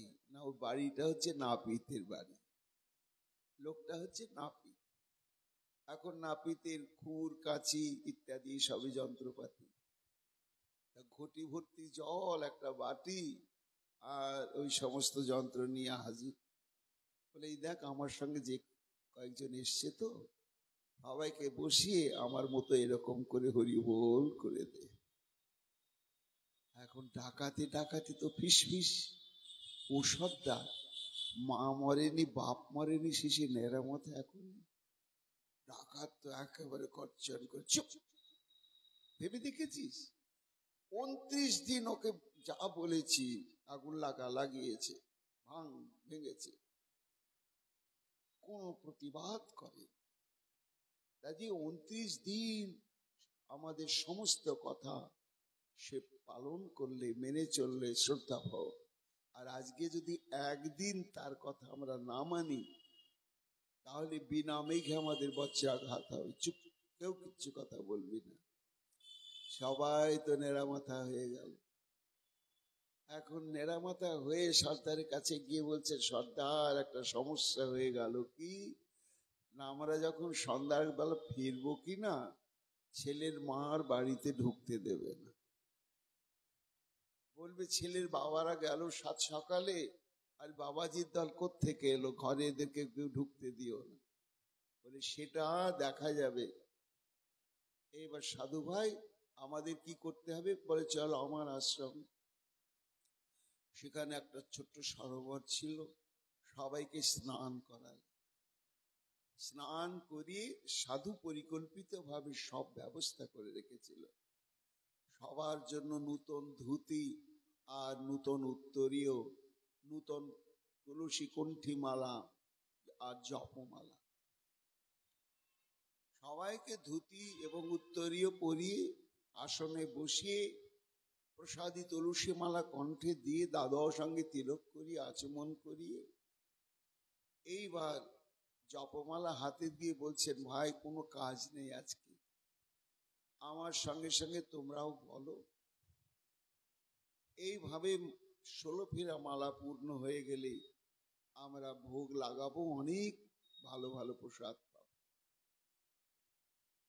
সুখমণি বলছেন, মহারাজ পরীক্ষিত, এই ডাকাতগুলোর ছিল পাপ কিন্তু অপরাধ ছিল না। কাজে সাধুর কণ্ঠে কণ্ঠ মিলিয়ে যখন বলছেন হরে কৃষ্ণ কৃষ্ণ কৃষ্ণ হরে হরে, ওরাও বলছে কিনা এই হরে কৃষ্ণ কৃষ্ণ কৃষ্ণ হরে হরে বলার সঙ্গে সঙ্গে কোটি কোটি জন্মের যত পাপ বিনা প্রায়শ্চিত্তে সব মুক্ত হয়ে গেল। এবার হরে রাম রাম রাম হরে হরে যেই বলল কিনা, আর কৃষ্ণ প্রেমের উদয় হয়ে গেল। প্রেমের উদয় হয়, প্রেমের বিকার, শ্বেত কম্প পুলক বহে অশ্রুধার। অনাসে ভবক্ষয় কৃষ্ণের সেবন, এক কৃষ্ণ নামে পাই এত ধন। তো তাদের প্রেম এসে গেছে, তো কাঁদছে, কিন্তু ক্রন্দনের মধ্য দিয়ে এমন একটা সুখ, এমন একটা প্রশান্তি আর রোমাঞ্চ হচ্ছে শরীর, আর অনুভব করছে যে কত নারী হত্যা, কত শিশু হত্যা করে লুণ্ঠিত সম্পত্তি পেয়ে যে সুখ না পেয়েছি, আজকে সাধুর শেখানো এই হরে কৃষ্ণ নাম বলতে বলতে আমাদের কোটি গুণ সুখ হচ্ছে। নাম করতে করতে তাদের অপরাধ ছিল না বলে প্রেমের উদয়, প্রেমের বিকার, সাধুরও খুব আনন্দ। দৈব ক্রমে একটা ঘটনা ঘটল। সেই দেশের যিনি রাজা, তিনি পরম ভাগবত বৈষ্ণব ছিলেন। তিনি ঘুম থেকে উঠে স্নানান্নিক সেরে দণ্ডবোধ করবেন বৈষ্ণব, দেখছেন তার বৈষ্ণব খণ্ডে একটাও বৈষ্ণব নেই। এ কি, আজকে আমার রাজপ্রাসাদ শ্মশান, সাধু শূন্য। মন্ত্রী, তুমি যেখানেই পাও বৈষ্ণব নিয়ে এসো। বৈষ্ণবের চরণ পূজা এবং চরণামৃত পান না করে আমি আজ রাজদরবারে যাব না, এক বিন্দু জলগ্রহণও করব না। মন্ত্রী তো ঘোড়ার পিঠে চেপে খুঁজছে কোথায় সাধু, কোথায় সাধু। তো সেই বনের প্রান্ত দিয়ে যেতে যেতে নামের ধ্বনি কানে এলো। অনেক লোক কৃষ্ণ নাম করছে। ধীরে ধীরে সেখানে গিয়ে দেখছে, আহা কত বৈষ্ণব, আর কি তারা অদ্ভুত নাম করছে, আর নয়নের জলে ভেসে যাচ্ছে। ঘোড়ার পিঠ থেকে নেমে বাঞ্ছা কল্পতরুভ্যশ্চ কৃপা সিন্ধুভ্যয়ে বচন পতিতানাং পাবনে বৈষ্ণবে নমো নমো। যাই হোক, বৈষ্ণব গোসাই সাধুজি এগিয়ে এসে বলছেন, কে? মন্ত্রী? হ্যাঁ, হে মহারাজ, আমাদের রাজা অভুক্ত অবস্থায় আছে, কেননা বৈষ্ণব খণ্ডে বৈষ্ণব নেই। তাই তিনি পুস্তক আমাকে পাঠিয়েছেন এবং নিয়ে যেতে বলেছেন। এই জন্য আপনাদের একটু যেতে হবে প্রাসাদে, আবার আমি ফিরিয়ে নিয়ে এসে পৌঁছে দিয়ে যাব। ঠিক আছে, পৌঁছে কিন্তু দিতে হবে মন্ত্রী। রাজার কাছে সব খবর বলে সাধুদের নিয়ে যাওয়ার ব্যবস্থা হলো কি না, যত যত সাধু তত সোনার পালকি, আর তত হরিনাম সংকীর্তনের দল, আর বৈদিক ব্রাহ্মণের দল। এক একটা পালকিতে এক একজন সাধুকে বসানো হলো। বেদ মন্ত্র সামগান উচ্চারণ করতে করতে ব্রাহ্মণগণ আগে যাচ্ছেন, পেছনে নাম সংকীর্তন চলছে, আর তার পেছনে পেছনে স্বর্ণ চতুর্দলায় এক একটা করে বৈষ্ণব যাচ্ছে। তখন ডাকাতদের মনের পরিবর্তন হতে লাগলো। এক ডাকাত বলছে, সর্দার, জেলখানায় বোধহয় ভরবে গো সাধুর ধাঁধা। এতদিন রাজা আমাদেরকে কবজা করতে পারে নাই, সাধুকে দিয়ে বোধহয় ফাঁদ পেতে আজকে আমরা জেলখানায়। সর্দার বলছে, চুপ চুপ চুপ, এক চিলতে শোনার জন্য কত মায়েদের কান কেটেছিস, নাক কেটেছিস, হাত কেটেছিস, আর আজকে যদি সাধুর কথা শুনে সোনার পালকিতে চেপে জেলখানাও যেতে হয়, সেটাও মঙ্গলের জন্য। কেউ প্রতিবাদ করবে না। প্রাসাদে এসে যখন উপস্থিত হলো, তখন যত সাধু, যত মূর্তি সাধু, তটা সোনার সিংহাসনে সিংহাসনে বসিয়ে এবার স্বয়ং রাজা এবং রানী এসেছেন। রাজা স্বর্ণভৃঙ্গারের জল দিয়ে বৈষ্ণবের চরণ ধৌত করছে, আর রানীমা স্বর্ণ থালাতে চরণ রেখে প্রক্ষালন করে তার কেশ দিয়ে চরণটাকে মোছাচ্ছে। তখন অনেক ডাকাত কিন্তু কেঁদে ফেলেছে। কেন না, আমরা তো বৈষ্ণব নয়, সাধু নয়, চুক্তি হয়েছে, 29 দিন আমাদের কথাও শুনেছে, আর মাসে একদিন ওর কথা আমাদের শুনতে হবে।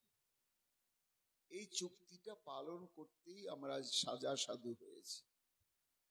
তো সাধুর কথায় যদি একদিন তার আদেশ মতো পালন করে চললে, দেশের মহারানী স্বর্ণ থালায় চরণ রেখে স্বর্ণভৃঙ্গারের জলে পা ধুয়ে কেশ দিয়ে মুছিয়ে দেয়, বাকি সারা জীবন যদি সাধুর কথায় আমরা চলতে পারি, তাহলে স্বর্গের ইন্দ্রাণীও এসে আমাদের চরণ ধৌত করে দেবে।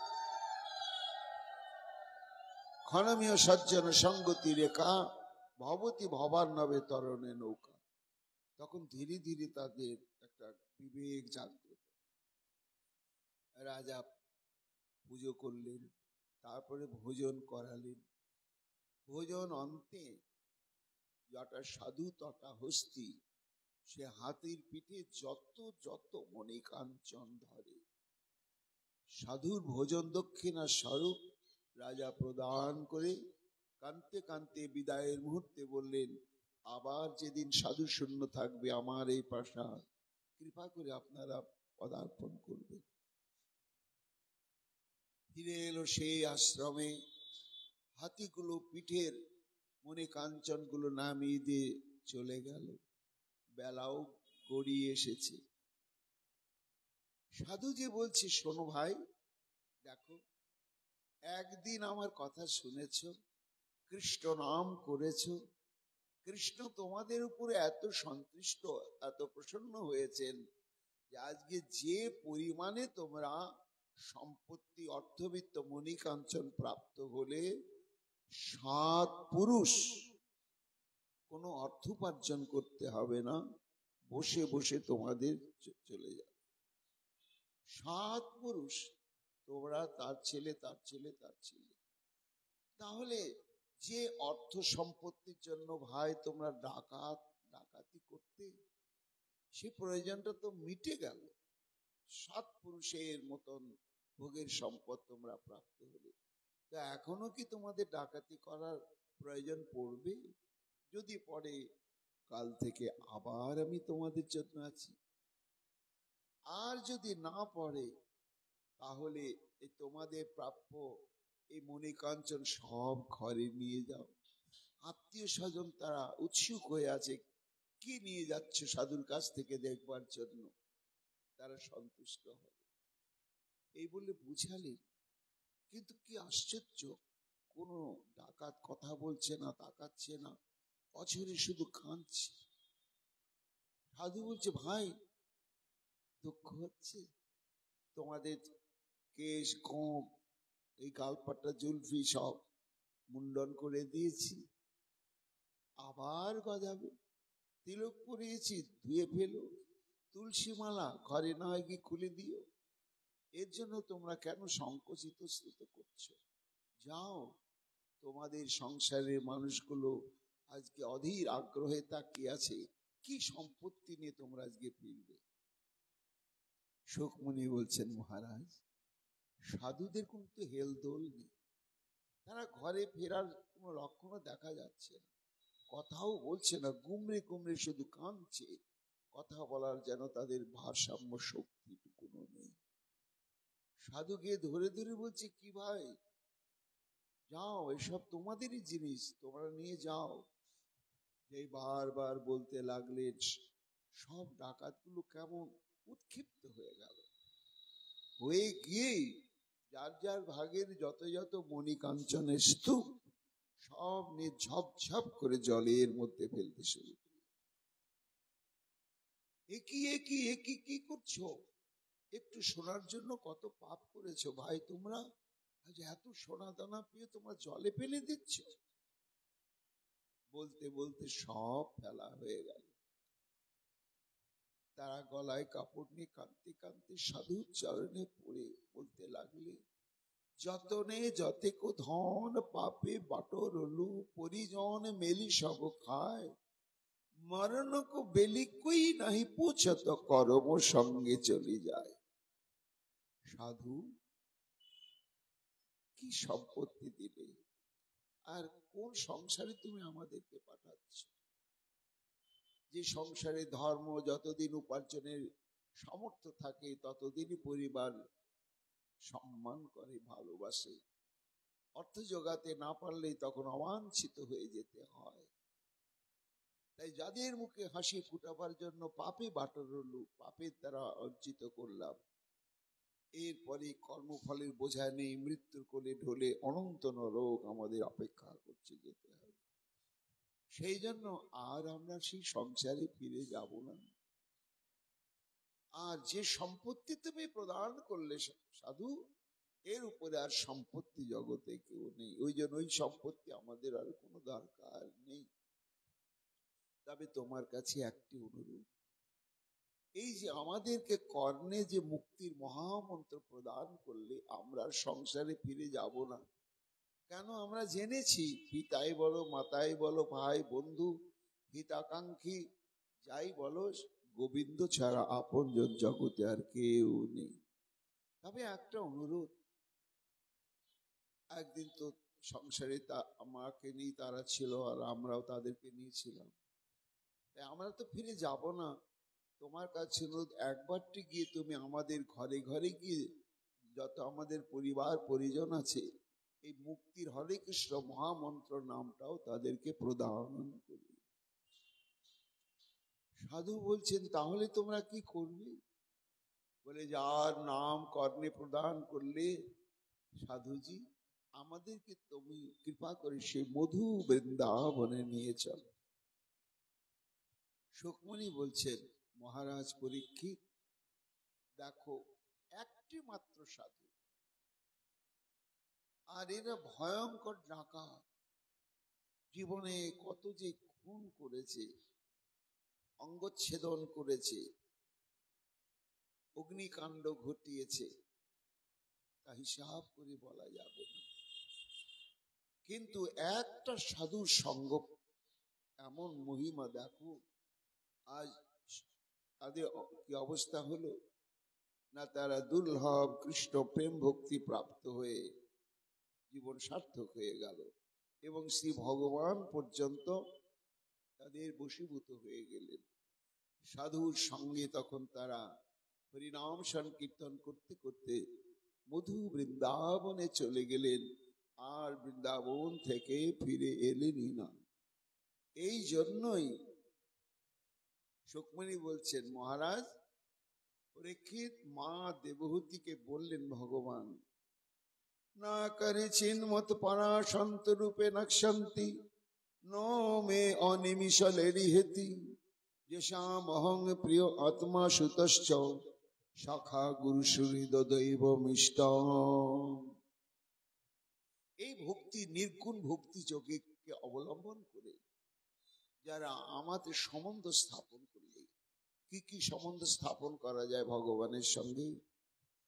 না প্রিয়তম বা প্রেমাস্পদ, পিতা মাতা সখা গুরু সুহৃদ এবং আরাধ্য দেব, এত রূপে সম্বন্ধ স্থাপন করে যারা নির্গুণ ভক্তি যোগের তারা আমার ভজন করে মাগো, তাদেরকে এই মহাকাল চক্রের আবর্তনে পড়তে হয় না। তারা আমার এই মধু বৃন্দাবনে সেবাযোগ্য দেহ প্রাপ্ত হয়ে আমার সেবানন্দে বিভোর থাকে।